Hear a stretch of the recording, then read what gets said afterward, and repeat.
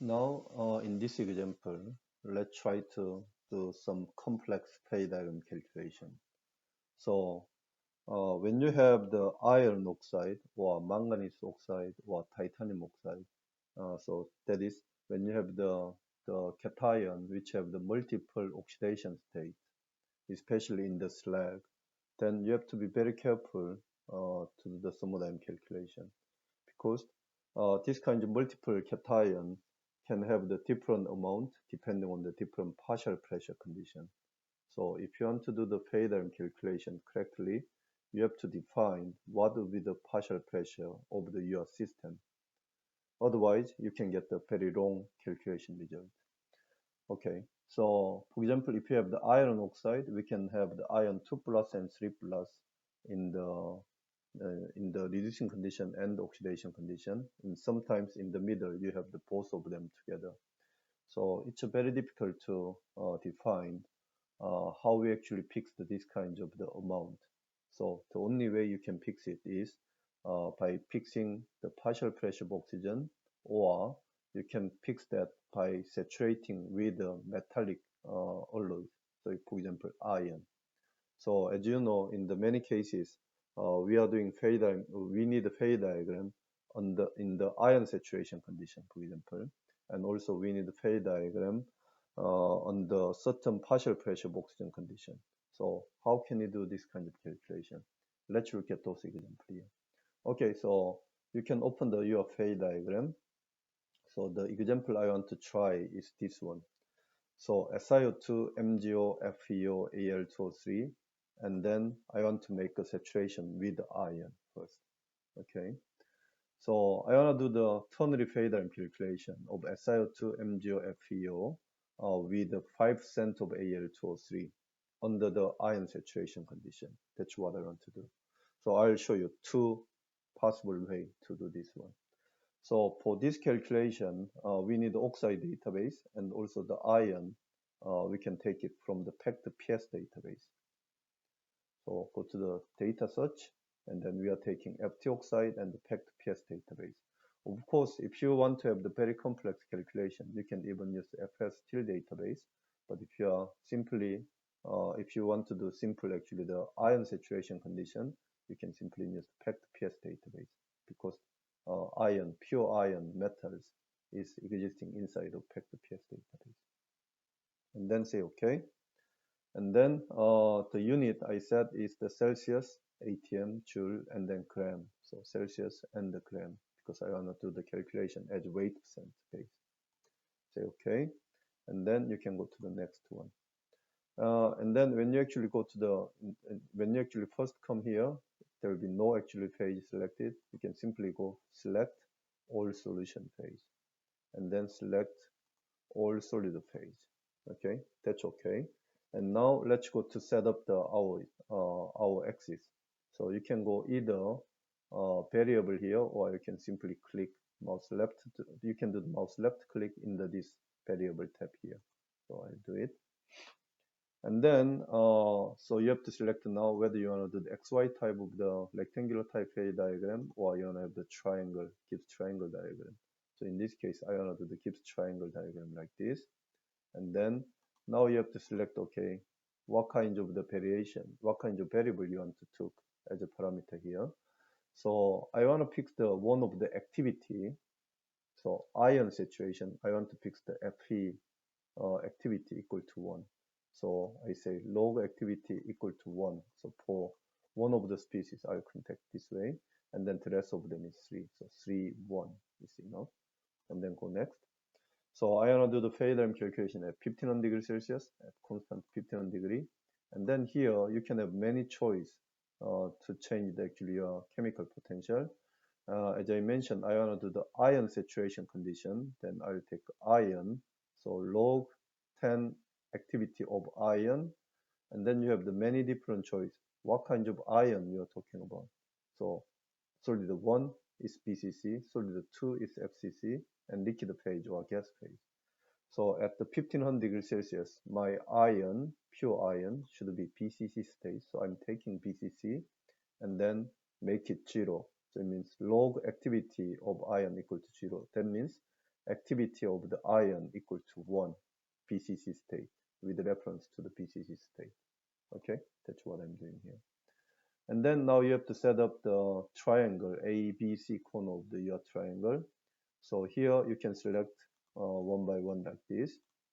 So when you have the more than 4 species you want to enter in the your input, then you have and then if you want to do especially this triangle diagram, you have to choose the first 3 species for the each corner of this one. You have to enter the first 3 which can be used for the 3 corner of your triangle diagram, and then the last one you can only fix it as a constant value.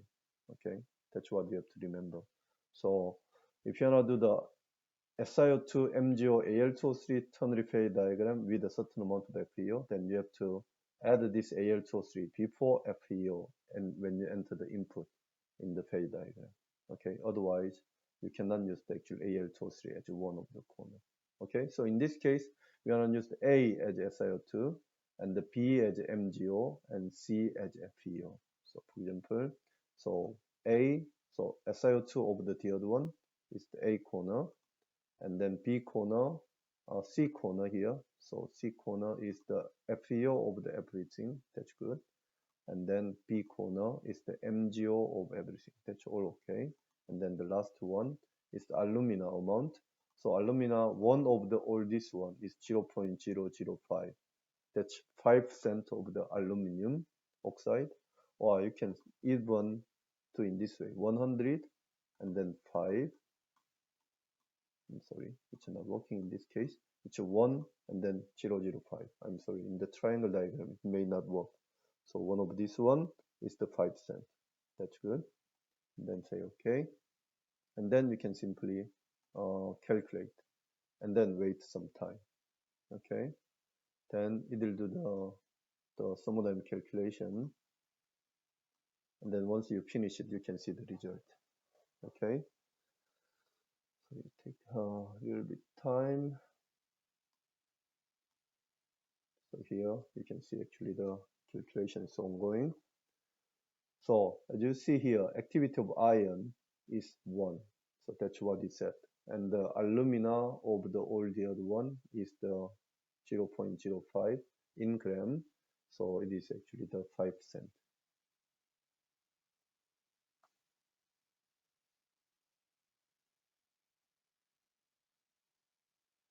Okay, so let's wait a little bit to see the result.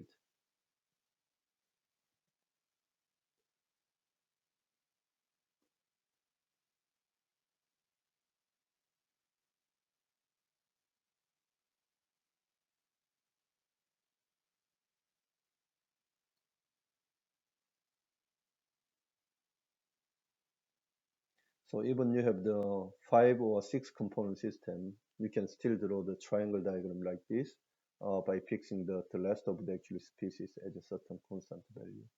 Okay, so that's very easy. Okay, it is done. So now let's look at what kinds of the species we have in each corner, each actually the area here. So if you click, if you do the mouse left click, you can see the actual result. So it's a liquid slag, and here you have SiO2 plus liquid slag, and then you have olivine plus liquid slag, and then monoxide plus liquid slag, and all kinds of things. And we say that we want to have the activity over the ion equal to 1. And in order to check that, you can actually go here, click this button, phase equilibrium mode. Then we connect phase diagram into the equilibrium module. Okay, and then let's try to click any position here and say OK. Then you can see the result here. So this is this amount of slag, and they are adding minus about this amount of BCC to make sure that you have ion saturation condition. And if you look at it here, so it's a 5% Al2O3, and then if you go down, now if you go down all the way down, then you can see here 0 amount of ion BCC phase, but activity equal to 1.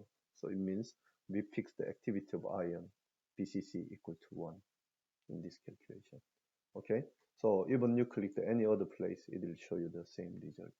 Okay, so this is the one way we can actually fix the activity. Okay, we can fix actually the ion saturation. And the other actually way also fixing the ion saturation is like this. So go to the variable again. So let's try again. And for this one, instead of doing actually the one of these, let's just make it 0 and then make this one as a 4. Okay, and then go next. And then same temperature. And now I'm setting up the x-axis, ABC cone, sorry, A SiO2, good, C FeO, and then B as MgO, and then alumina as 0.005, and then Fe. So I set Fe 1e minus 6, very, very, very small quantity. But I'm adding it intentionally some amount of ion. I mean, of course, in this case, you can make ion saturation because there will be always ion.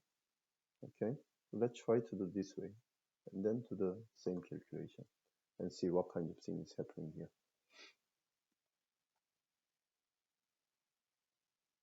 So it's a little bit different way. So in the previous calculation, I said activity of ion equal to 1. So Faxage do the calculation. While Faxage is doing calculation, it tried to add up little bit of ion or taking little bit ion out to make actually the you actually have the ion saturation condition all the time. Sorry. Now in this calculation, I simply add some additional amount of the ion, okay, to make sure that there's always ion exists, okay. So when you finish the calculation and when you click actually the each position, you see that there's the slag phase with always amount of the ion, and then there's the SiO2 plus slag with a small amount of the ion, okay. So you are intentionally making the ion saturation. I mean, in experiment, you have to do it in this way, of course. So that's why this will be sometime more close to the your experimental condition. So the previous one is more theoretical way to calculate it, and this is more, I would say, practical way or more engineering way to calculate the ion saturation condition. But you have to be very careful because if you are adding too much ion here, then you are calculating the phase diagram at that composition. So if you are adding too much ion, you are calculating the phase diagram somewhere between oxide system and the metallic system. And that's not what you want, okay? You still want to actually do the calculation in oxide system with ion saturation. Then you have to enter very, very small quantity of the ion metal in this case. Otherwise, your phase diagram might be quite different, okay? So this is done, and then let's try to do the same thing. And then if you go here, and then if you click, then you can see that there is the slag, and then there is all the phases 0, and then if you go down, there's the certain amount of the ion metal is existing. Okay. So for example, if I just click the what kind of phase is here, sorry, just close it, and you see that there's the always ion which existing because we intentionally add a certain amount of ion. Okay, so this is another way to do the ion saturation condition, and the phase diagram looks almost same as the previous calculation too. Yeah. Okay, so when you have this kind of calculation, you can use ion saturation like this. And also, in some cases, it's a very limited cases. It's a bit difficult to actually pick the ion saturation. Then one of the ways you can pick the directly oxygen partial pressure, so O2, and then you can go next, and then to the older thing, same, and then you go to the variable. Instead of having actually 4, we can set actually 3, and then 1, and then go next, next.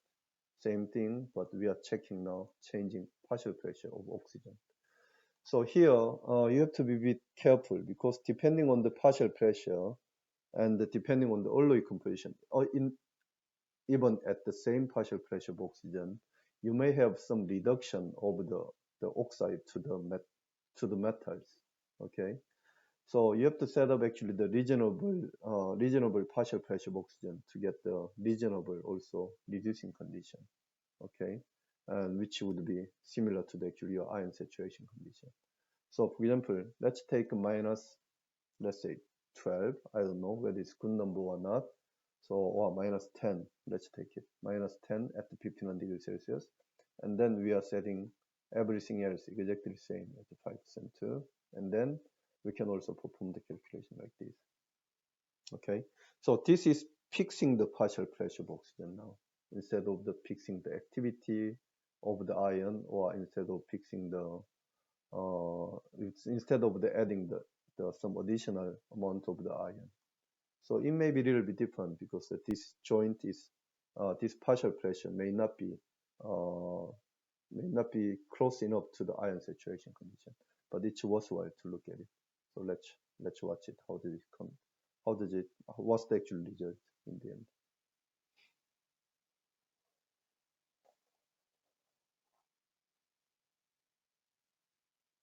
So you can see already there's some difference here.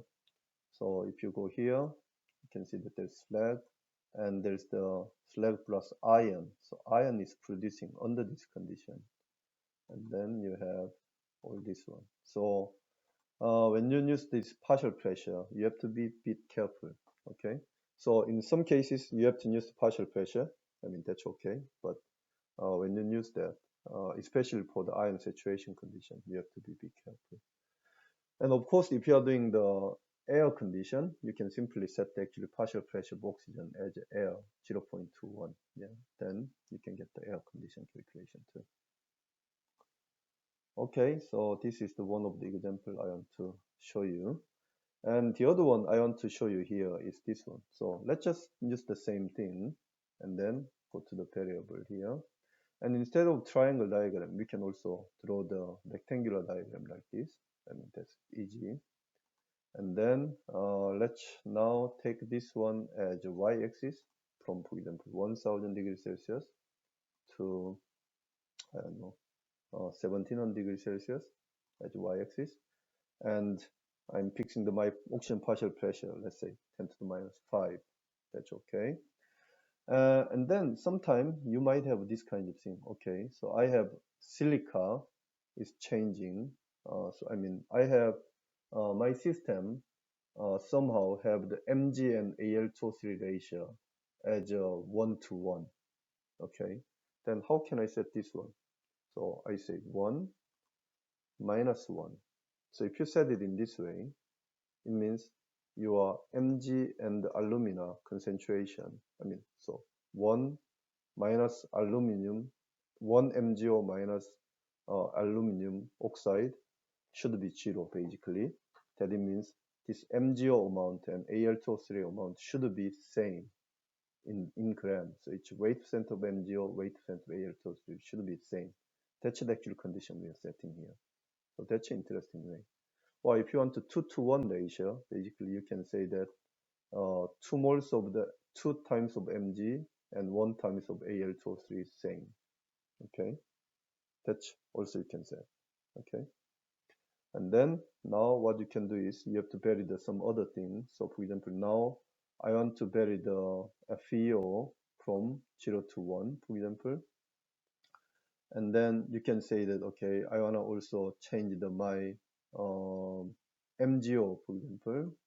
Now I want to change my MgO from Mg as y-axis. No, this is not good. So let's say, okay, FeO, I'm changing it and y-axis, and then I'm fixing the SiO2 as a constant, for example. Let's say 0.5. Okay, so it's 50% of SiO2, and I'm changing FeO from 0 to theoretically 0.5 because it's already fixed by the SiO2 as 0.5. So we can change the FeO from 0 to 0.5 maximum, and then Mg and Al ratio is the 1 to 1. To say frankly, I don't know what I'm doing, but let's try. Say okay, and do the calculation. It will do something.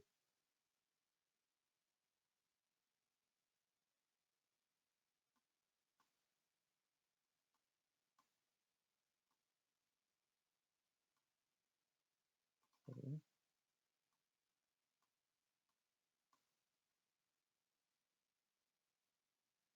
Now you see that, okay, here partial pressure is 10 to the minus 5. Okay, MgO minus Al2O3 divided by Z, Z is always 1, equal to 0. So Mg and Al ratio is 1 to 1. And then SiO2 is even fixed at 0.5. And then you are changing FeO amount. So it means by changing FeO amount, for example, 0.2 amount of FeO, SiO2 is 0.5, so you have remaining 0.3, and that remaining 0.3 is divided evenly to the MgO and Al2O3. So it means 0.15, 0.15 in this condition. And then the rest of them is same. So you can draw some specific special actual diagram with some constraint like this. Okay. Sometimes this kind of diagram is necessary because your input is actually the fixed actual ratio with the something to something. Okay.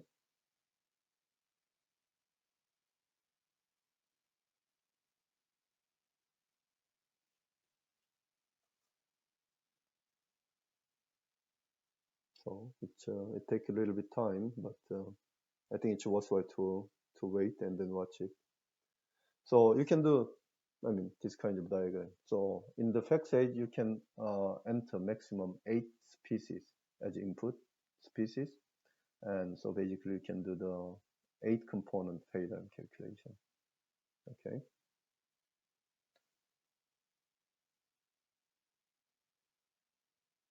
Take a little bit longer time.